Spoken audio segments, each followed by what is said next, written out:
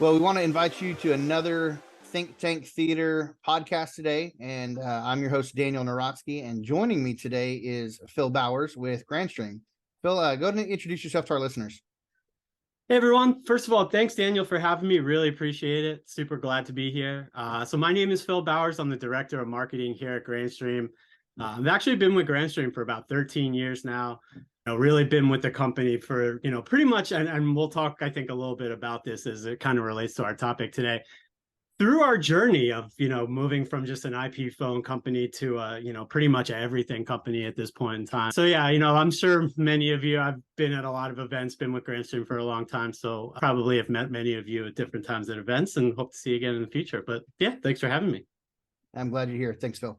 So we want to talk today about the future of business communications and how it's gotten to where we are today, how it's evolved, where we see it moving in the future.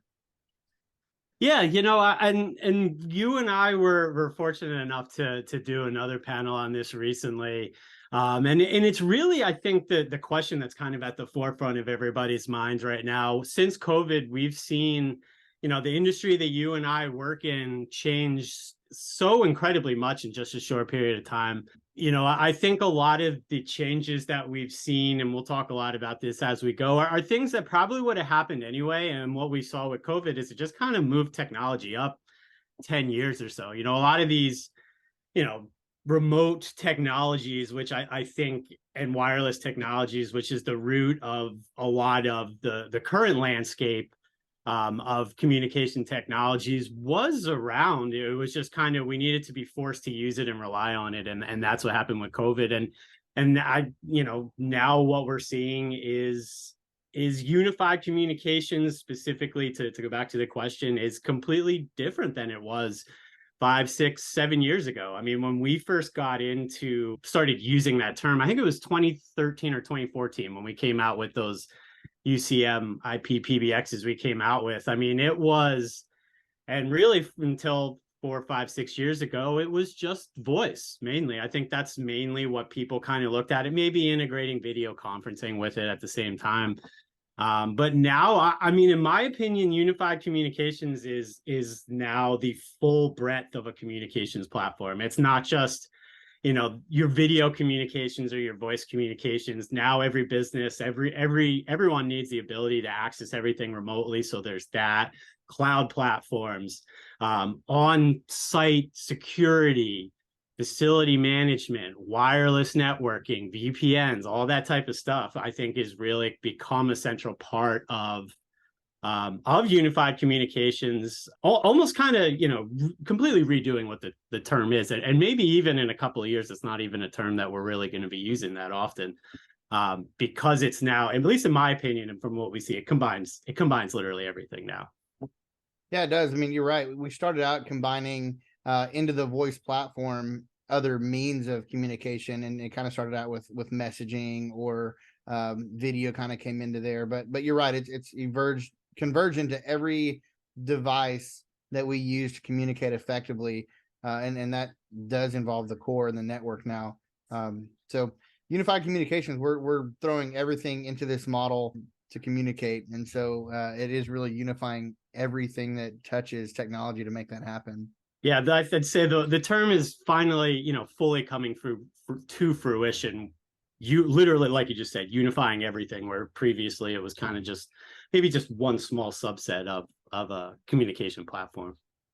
Yeah, and not only that, with the hardware unifying, you've got all the as a service models coming together, and they're all diverging into this one center point. With the unified communications as a service and the contact center as a service, all these as a service platforms are just smashing together into this unified communications platform. And so it's kind of funny yes, they all have their segment because they're sold separately, but they're all bringing that communications channel together.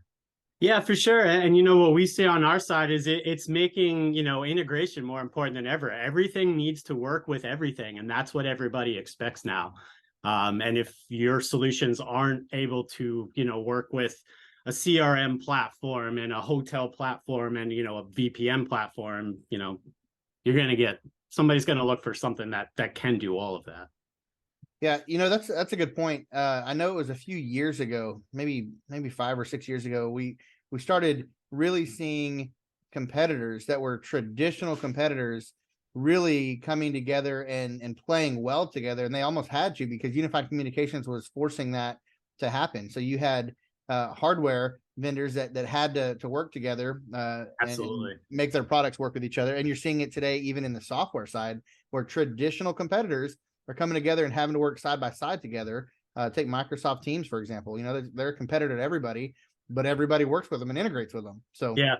It has to work from day one too. It's not like you used to be able to roll out a product and then kind of add the integrations as you go, but now everything has to work with everything from day one. for communications today, as you mentioned earlier, coming off of COVID, where everybody went to work from home, today we're working in a hybrid model where some people are working in the office, some people are working from home, and then you have a percentage that are working both from home and the office in a hybrid work model.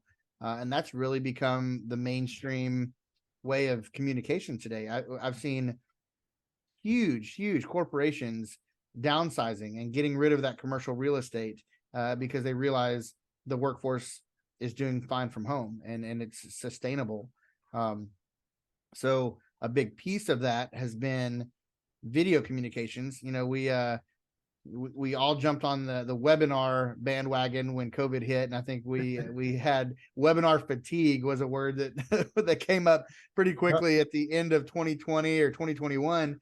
But what sparked that was video communications. Yeah, and videos really kind of continued to evolve since then. We're now, and you and I have talked about this, where people aren't asking for slide decks or YouTube videos. They want a highlight video that tells me everything that you want or we want to tell me, and I'll go from there. So it's not just like changing the way that we communicate, but we're also seeing it change the way that we make decisions really as well. So just some of the reasons why everybody's going remote. We're absolutely seeing it. I mean, over the course of the last couple of years, I think the majority of the IP phones we make have Wi-Fi built into them just for that reason. Take them anywhere around an office, take them home, take them back and forth, all that type of stuff. And moving forward, I think every part of a business's platform, communications, their network, their VPN, their data access, all of that needs to be available both in person, in a physical office, and accessible from anywhere in the world. Yeah, and I think that is what highlights for me on the technology side, understanding how you make that happen. For example, you said putting Wi-Fi on all the phones. Absolutely. Most people that are working from home don't have their cable run through their house so that they have their perfect Cat 5 and Cat 6 drops exactly at their desk. And so, yeah, having a Wi-Fi enabled phone at home is ideal. It makes sense. And then with everything else that you're trying to access remotely, whether it be your company's public folder or documents or emails or what have you, to be able to grab that from any device, that BYOD model. Hey, it's my laptop today, it's my desk computer tomorrow, my cell phone, whatever. To be able to grab all your communications, that unified communications material, your messaging, your emails, documents, phone calls, video calls, you can take them from any device. To me, that's what really is making hybrid technology and hybrid mainstream with this work model. And so the technology side of that is always fascinating, and I love getting behind how we make that happen. But again, I'll just reiterate what we spoke about earlier: security. That's the big play here when we talk about hybrid work. Is now you're not behind a corporate firewall. We got to embed that security into each device now that's out there, and how do we keep all this data secure still? And so that's been challenging for some. For some companies, they didn't have to tweak much, but I know for some that I've talked to, that's been quite the challenge on getting this hybrid work model to have that same security that they were used to when they were in office. Absolutely. We've spent a lot of the last couple of years focusing more on management, really because of what you just said than we have before. I mean, usually it's, plug and play, but now you're dealing with, a phone that's in, somebody's house that's on their local Comcast network, running off of their, local Comcast router or whatever that's, feeding back to your business network. Yeah. So yeah, that's definitely, we talk a lot about all of the advantages of it, but it's definitely made, the setup and the management side a bit more complicated. And, at least we're kind of putting a lot of eggs into the basket as we move a lot of this to the wireless side, that should hopefully kind of make a lot of that easier to set up and to manage. Yeah, and it really was exciting to see in Cancun where Grandstream as a company and manufacturer is positioning themselves in this security space, to have that focus on how do we not only make this hybrid work model easy to deploy and make it as open for everyone to use as possible, but how do we secure that as well? And so that's an exciting feature that I want to highlight. I think Grandstream is really focused on the future there with securing this hybrid work model, because it's here to stay. Yeah, for sure. And really to prove that, I mean, our history is on selling, physical desk phones, actual hardware models. And so we kind of maybe push back a little bit or slow down in having some type of virtual or web component to our PBXs, for example. But we now have that Wave platform that allows you to, from this computer to do everything, basically replacing our IP phones in some places. And so we are fully aware that this is the future. And, even though obviously we make and have made a lot of money off of IP phones, we see where everything's going. We need to be, really ready for that. So yeah, it's definitely really all moving. I mean, I will say it's not moving. It's already there in most cases. It's already there. Everything has to be hybrid at this point. Absolutely. So taking where we are today with a hybrid environment, let's predict the future. What do you believe will be the next big disruptor for business communications?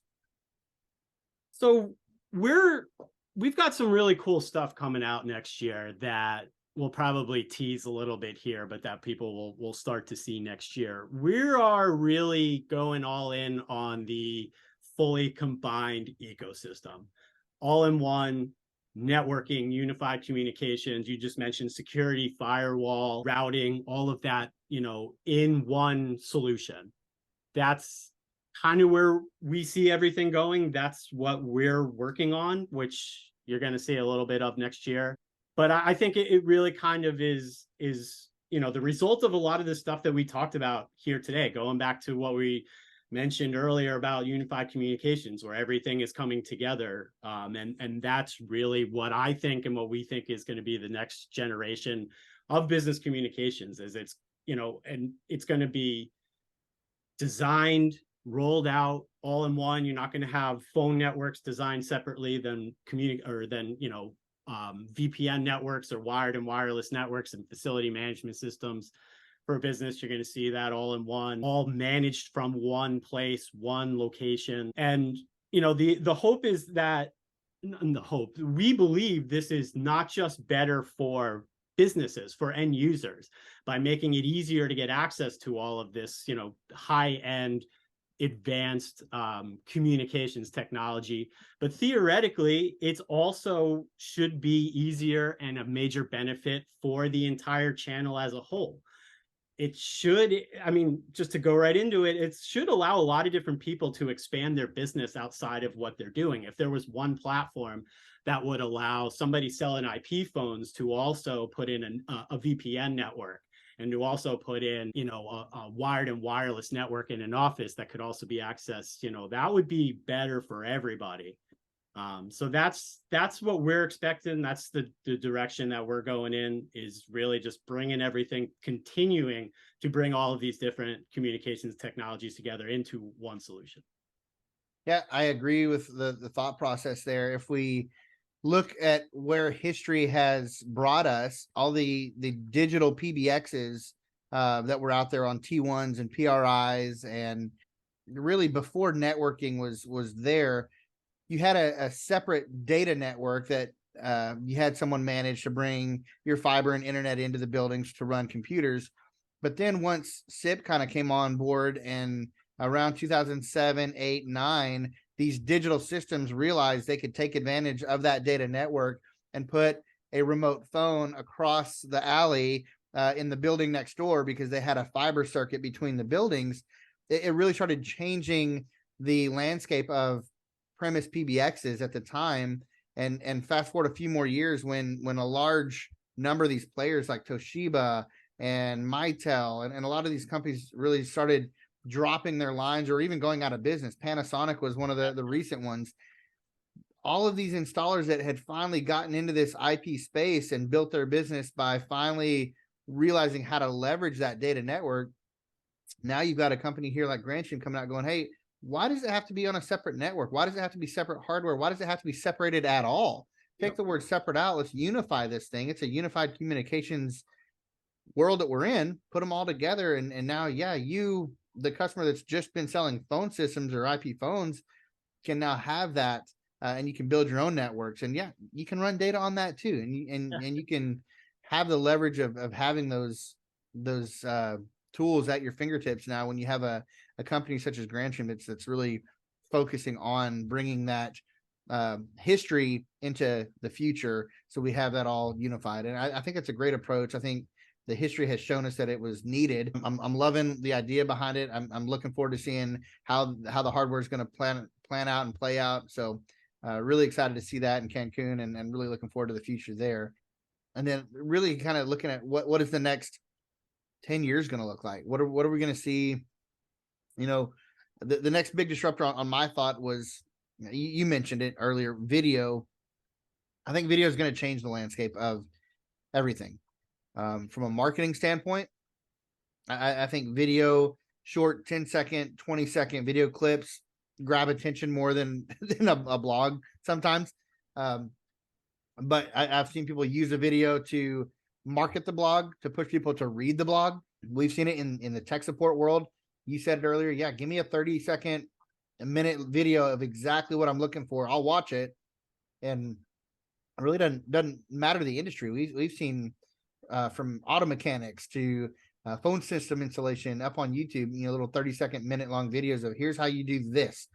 I think video is going to continue to be the disruptor that changes communication and business communication as we move forward. That, to me, that's something that I continue to see advancing, and I see it built into most devices now, where you can start a phone call and without having to end the call, you can immediately switch to video. And I remember thinking how maybe 5-10 years ago, that was such an important topic to be able to incorporate video into phone calls, where today we take it for granted almost now.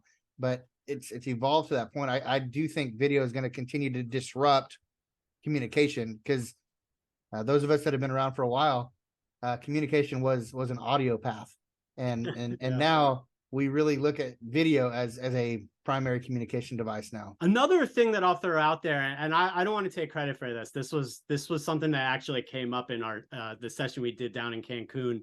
I think IoT is going to be a really big kind of disruptor moving forward. We've began to see a little bit of it, but especially as wireless networks, large, vast wireless networks, using, frankly, just modern technology at this point are put up into place. I think there's tons of potential for all of these devices that we're using to work together a lot more than they are right now, to share data, to share information, to there's so many different ways we can, from things that could potentially do from a proactive security standpoint, from a just a pure productivity standpoint as you go through your day, with devices being able to tell where somebody is and what they're doing. It might impact something later on, and just how buildings are operated as well, which I think is the main place that we're seeing IoT at this point in time. But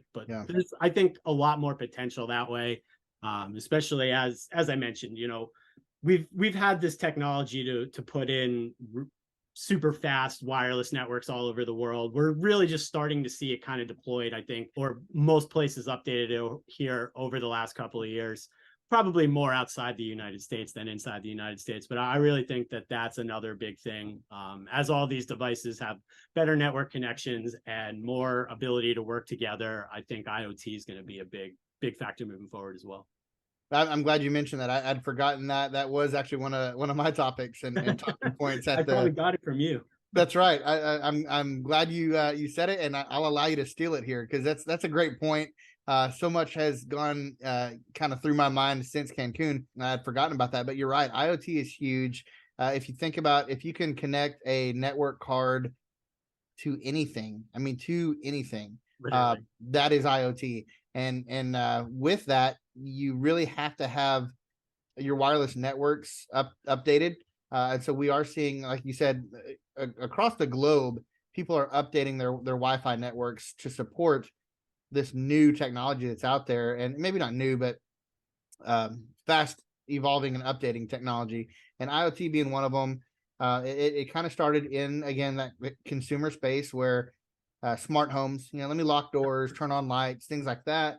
But we're seeing it now moving into the business communications space where you can have entire buildings are smart buildings now, where lights come on by walking into the room, or you can have LED TVs on video conferencing solutions turn on because there's a room presence monitor and it realizes there's motion in the room. So, hey, nobody comes into this room unless they're ready to do a video conference. And so it'll kick on all the devices. But IoT is definitely going to be a disruptor. It's going to continue to integrate, like we talked about earlier, come full circle, hardware and software technologies that typically didn't work with each other. And it's going to continue to integrate those and make them play well. Couldn't agree more. Good way to bring it all home. Yeah, no, I appreciate you joining me today, and we'll continue having you on future episodes, especially as you guys have product launches. We definitely want to highlight those and talk about the technology behind them and some of the mind share behind them. But thanks again for your time today, Phil. Yeah, thanks for having me. Really enjoyed it. Stay up to date on all things Think Tank Theater by following us on LinkedIn and subscribing on YouTube. Thanks for watching.